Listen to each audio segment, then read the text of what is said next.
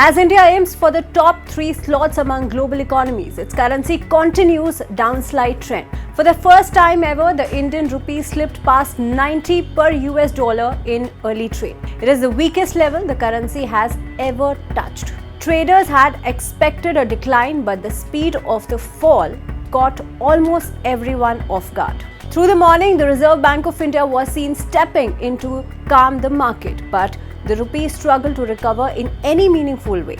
The pressure on the currency has been building for weeks. Foreign investors have been pulling money out of Indian markets. The global mood has turned in favor of the US dollar, and uncertainty around the India-US trade deal, which is still stuck in negotiations, has added more stress. Taken together, these factors have left the rupee exposed, and today that pressure finally broke through the 90 mark. This slide has real-world consequences. A weaker rupee makes imported goods more expensive. That means India will pay more of crude oil, electronics, machinery, and industrial supplies. Companies that have borrowed money overseas will now face higher repayment costs. Students studying abroad, families sending money overseas, and travelers will feel the impact almost instantly. Exporters may see some short-term benefit, but overall economic pressure rises. Analysts say volatility will continue unless foreign money starts flowing back or global conditions become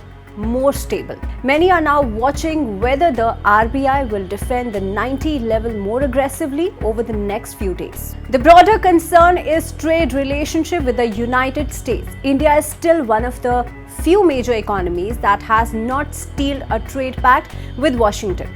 Talks have stretched on for months. Officials remain hopeful, but there is still no final agreement. In the meantime, 50% US tariffs on several Indian products are hurting exporters. Strong imports are keeping dollar demand high, and the country's current account deficit widened during the September quarter. All of this has added more weight on the rupee. So far this year, the rupee has lost 4.9% of its value. That makes it the worst performing currency in Asia.